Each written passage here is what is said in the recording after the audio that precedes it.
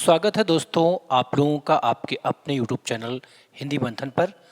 मैं रणजय सिंह आप लोगों का तहे दिल से स्वागत, अभिनंदन और वंदन करता हूं। जैसा कि पर्यायवाची श्रृंखला के अंतर्गत इसके पहले हम लोगों ने ढेर सारे पर्यायवाची शब्दों का अध्ययन भी किया है। उसी श्रृंखला को और आगे बढ़ाते हुए आज हम लोग कली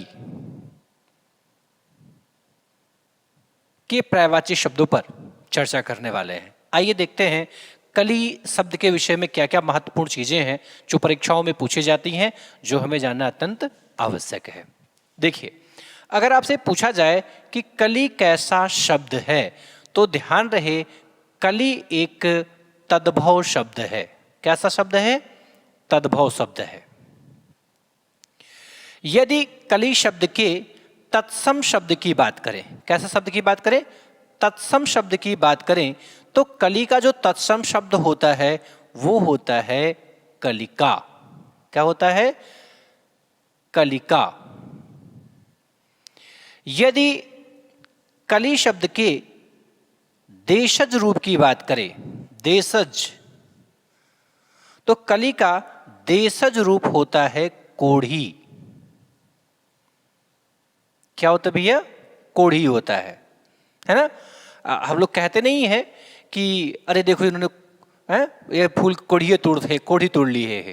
कोढ़ी ये देशज लैंग्वेज है ना, जो देसी भाषा है, देसी भाषा में उसको कोढ़ी कहते हैं। क्या कहते हैं? कली को कोढ़ी कहते हैं। ये फूल नहीं तो कोढ़ी तोड़ लेन भैया। कोढ़ी, कोढ़ी का मतलब ही होता है कली, देशज भाषा। ध्यान रहे, देशज, देशज शब्द जो है वो क्या है? कोढ़ी है। अगर आपसे इसी के संदर्भ में पूछा जाए कि कली का लिंग क्या होगा, कली का लिंग, देखिए कलियां खिलती हैं, कलियां खिलती हैं का मतलब जाहिर सी बात वो स्त्रीलिंग रूप है। क्या है? स्त्रीलिंग रूप है। और इसका जो पुल्लिंग रूप बनेगा वो क्या बनेगा? इसका जो पुल्लिंग रूप बनेगा, पुल्लिंग, वो क्या बनेगा? वो फूल। क्या होगा भैया? फूल होगा।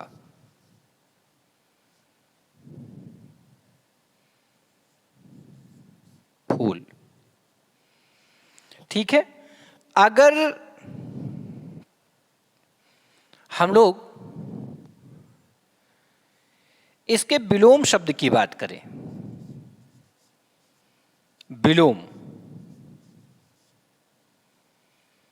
तो इसका विलोम भी फूल ही होगा। क्या होगा? फूल। पुल्लिंग भी फूल और विलोम शब्द भी फूल होगा। बात यदि संज्ञा की करें कि किस प्रकार की संज्ञा है, तो ध्यान रहे ये जातिवाची संज्ञा है। क्या है? जातिवाची संज्ञा। जातिवाची संज्ञा।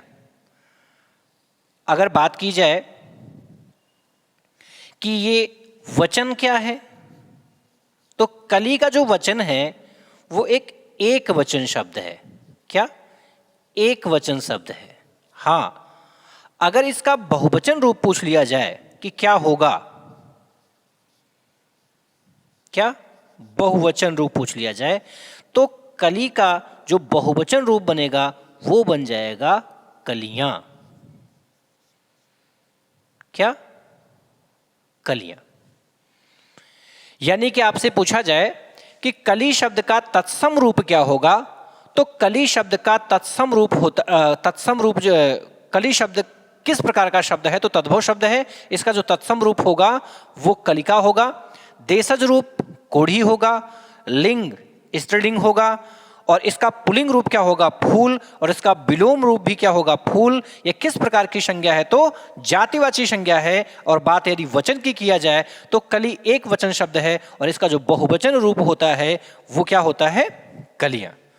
आइए अब इससे संदर्भित कुछ महत्वपूर्ण पर्यायवाची शब्द हैं, उन पर्यायवाची शब्दों के विषय में हम अच्छे से समझते हैं।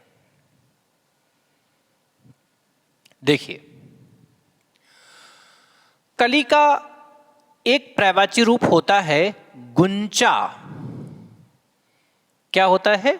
गुंचा। और इसी का एक पर्यायवाची रूप होता है सिगूफा। क्या होता है? सिगूफा। इसी का एक पर्यायवाची रूप होता है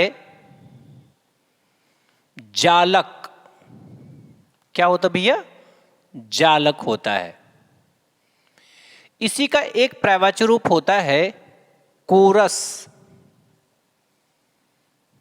कोरस नहीं, कोरक। कोरक होता है।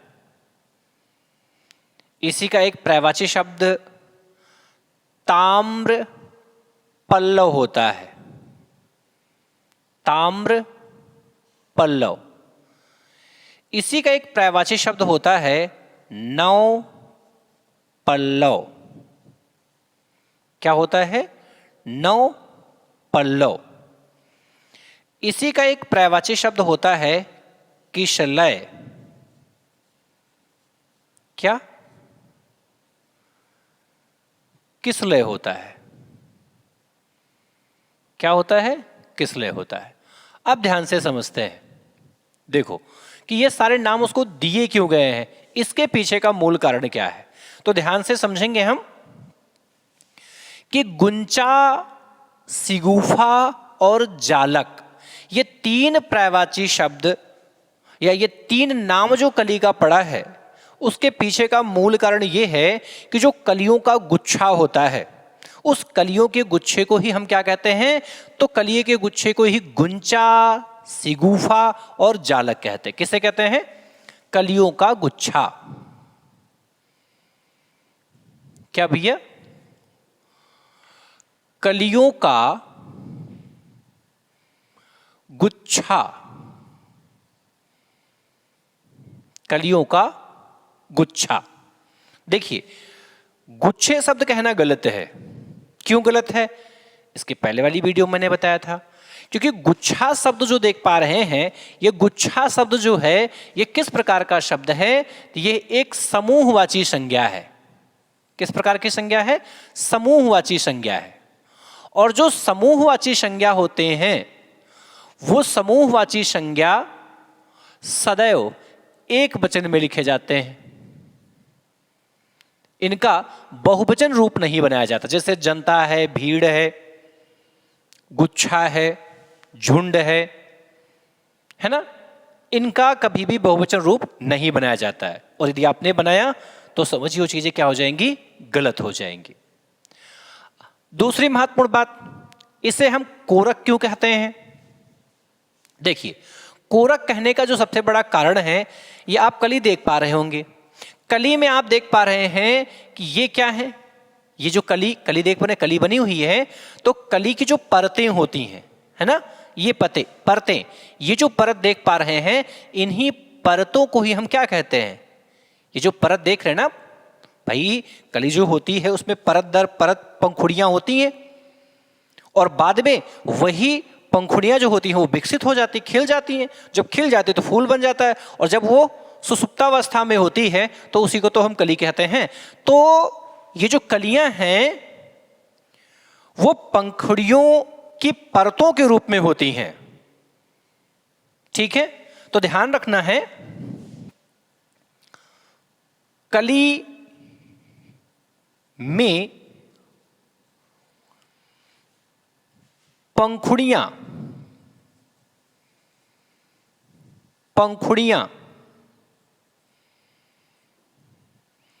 परतों के रूप में होती हैं। परतों के रूप में होती हैं।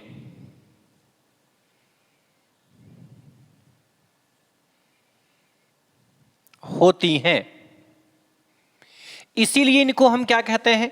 इसीलिए इनको हम कोरक कहते हैं। अब देखिए, यहां पर ताम्र शब्द दिया गया है।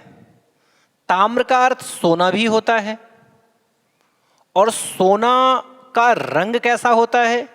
पीला होता है।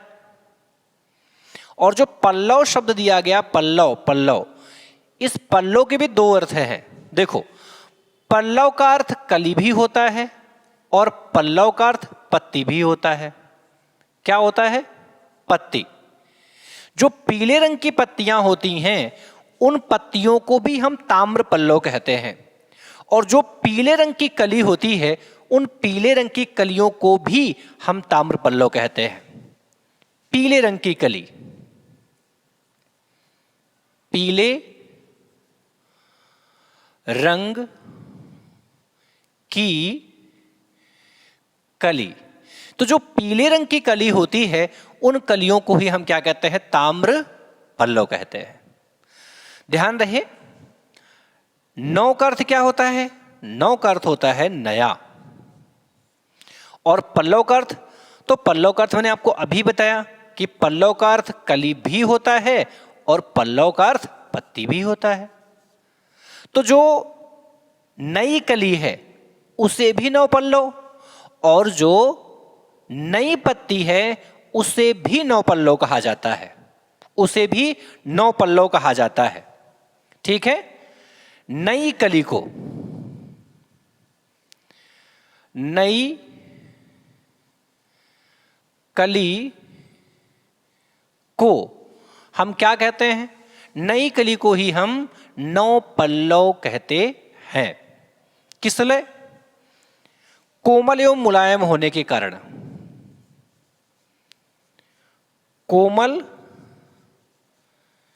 एवं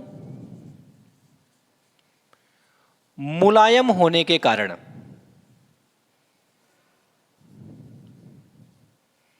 होने के कारण, कोमल एवं मुलायम होने के कारण। समझ में आया कि कली का नामकरण किन किन आधारों पर किया गया है, कैसे कैसे किया गया है? ध्यान रहे, इन चीजों को अच्छे से समझेंगे आप।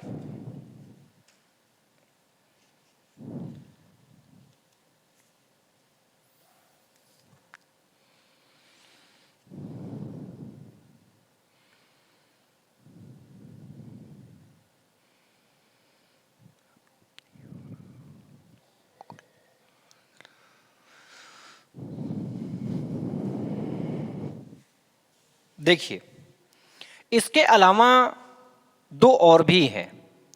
कली को ही हम लोग मुकुल भी कहते हैं। क्या कहते हैं? मुकुल। और इसी को कहते हैं अप्राप्य यौवना।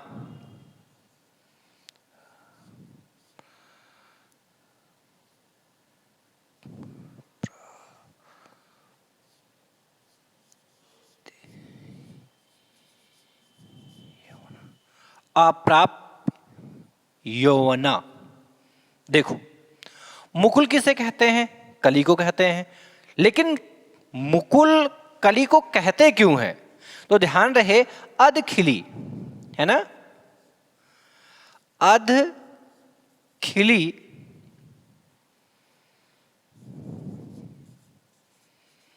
अध खिली कली को हम क्या कहते हैं? मुकुल कहते हैं। और अप्राप्य यौवना मतलब जो अपनी पूर्ण यौवना अवस्था को प्राप्त न किया हो, अर्थात पूर्ण रूप में विकसित ना होने के कारण ही कली को ही हम अप्राप्य यौवना कहते हैं। पूर्ण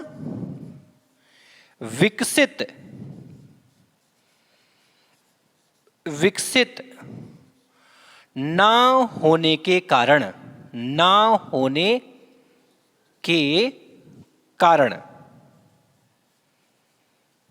हम कली को क्या कहते हैं? हम कली को अप्राप्य यौवना कहते हैं। अब आपसे पूछा जाए कि कली कैसा शब्द है, तो कली एक तद्भव शब्द है। इसका तत्सम क्या होता है? तो इसका तत्सम कलिका होता है। इसका देशज रूप क्या होगा? कोढ़ी होगा। इसका लिंग क्या है? स्त्रीलिंग है। इसका पुल्लिंग क्या होगा? फूल होगा। इसका विलोम शब्द क्या होगा? यानी कली का विलोम शब्द फूल होगा।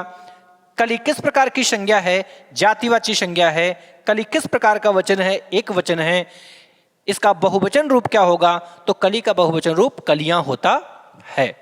जो कलियों का गुच्छा होता है उस कलियों के गुच्छों को हम 3 नाम से जानते हैं। कलियों के गुच्छों को ही हम लोग गुंचा कहते हैं, सिगुफा कहते हैं, जालक कहते हैं, और